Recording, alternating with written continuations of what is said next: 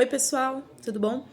Meu nome é Larissa, eu sou professora de língua portuguesa e de língua inglesa e atuo na Prefeitura de São Paulo como professora de inglês. Hoje eu vim falar um pouquinho com vocês sobre um momento da literatura que eu acho muito bacana, que ocorreu, que é a Semana de Arte Moderna. A Semana de Arte Moderna, ela foi dada entre os dias 13 e 17 de fevereiro de 1922, no Teatro Municipal de São Paulo. E qual que era a ideia desse movimento?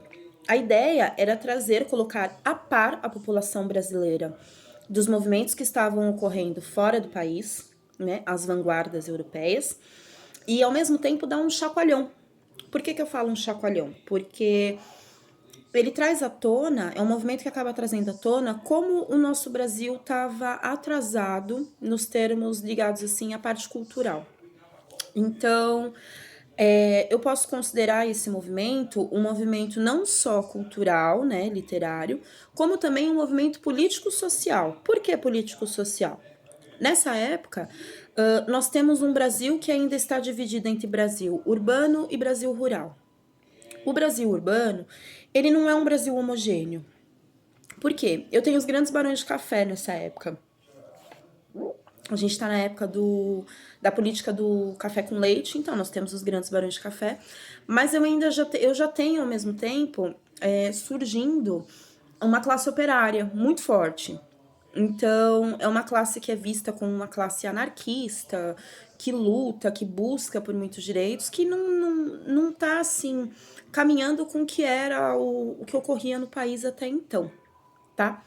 Pensando nisso, nós temos a organização se dá inicialmente pelo escritor Graça Aranha, pelo artista Di Cavalcanti e por Paulo Prado. Paulo Prado era um rapaz, né, da época, um jovem muito culto e muito rico, que gostava de patrocinar, de participar. Então, quando ele entra, ele acaba abrindo um leque para que várias outras pessoas da época, que são consideradas cultas, resolvam prestigiar o evento, tá? Como é que se ocorreu esse evento, assim? Vou fazer um resumo bem basicão, porque tem muita coisa para ser dita, né? Porque a Semana de Arte Moderna, ela abre o período do modernismo, que é um período que se dá pós esse momento, que é dividido em vertentes, é dividido em fases, que surgem grandes escritores, tá? No dia 13, o evento se abre dentro do Teatro Municipal com uma conferência na qual o Graça Aranha é o responsável, e no mesmo dia nós temos a participação do Villa-Lobos, um grande compositor, né, o Villa-Lobos, que ele vem com a execução de uma peça musical nesse dia.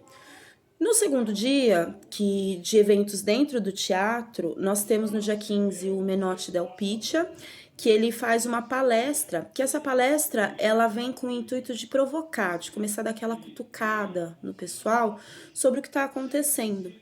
E nesse mesmo dia também nós temos o grande poeta e escritor Mário de Andrade, que ele também vem com uma palestra, falando um pouquinho sobre como tá, como deveria ser. Todos os escritores, todos os artistas que participaram nessa época, eles tinham um olhar meio que revolucionário. Eles queriam mudar a forma como a arte era feita dentro do país, tá? Aí no dia 17, nós temos uma grande exposição dentro do teatro, e essa exposição ela vem com quadros do Di Cavalcanti, da Anita Malfatti. Eles fazem uma grande exibição.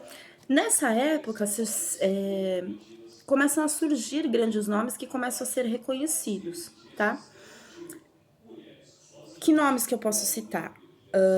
Oswald de Andrade, o Mário de Andrade, que eu já falei, o Carlos Drummond de Andrade, ele chega a participar também, ele é um dos que está ali envolvidos. Depois disso, abre-se espaço para nomes como, por exemplo, ai meu Deus, Vinícius de Moraes, eu posso falar de Cecília Meirelles, que também é uma outra escritora que vem num outro momento. Eu posso falar do destaque que se dá também para o Di Cavalcanti, para a Anitta, como a gente comentou. Eu posso falar também de um fato que é considerado que a Semana de Arte Moderna, ela é vista assim como uma grande bomba. Em que sentido? Ela vem para romper com o marasmo, a estagnação, o que as pessoas... o mais do mesmo, vamos falar assim, o mais do mesmo que era feito na época, né? Então eles vêm com a ideia de revolucionar e eles acabam levando assim... é considerado uma semana que vem com aquela ideia de te dar meio que um soco no estômago para você começar a entender e ver a arte de outras formas, tá bom? Aí, uma coisa que é legal a gente falar, que como ela dá origem para o que a gente chama de modernismo, uma coisa importante da gente lembrar que ele não é o único movimento que vem dentro desse período. Então, existem algumas outras coisas que acontecem, mas aí acabam sendo classificadas dentro do modernismo nas fases. Então, nós temos o Manifesto para o Brasil, o Manifesto Verde e Amarelo, o Movimento Antropofágico. O movimento antropofágico é muito legal porque vem com Oswald de Andrade, Tarsila do Amaral, grande pintora da época, que é responsável por um dos quadros mais conhecidos que a gente tem até hoje, que é o Abapuru, né? Quem nunca viu o Abapuru, né? Eles vêm trazendo uma ideia de que nós temos que devorar alguns valores e influências estrangeiras num processo de assimilação e de crítica, para a gente poder trazer isso que é feito lá fora com um caráter mais nacional, tá? Acho que é isso. Se eu for falar sobre, assim, de uma forma bem resumida, Manuel Bandeira também surge nessa época, ele participa dos movimentos, e acho que é isso. Espero que tenham gostado. Espero que tenha estimulado vocês a dar uma procurada mais sobre esse momento e conhecer um pouquinho mais sobre os escritores e os pintores, os grandes artistas plásticos que surgiram nesse boom inicial, que foi o que a gente chama de Semana de Arte Moderna. Tá bom? Até mais!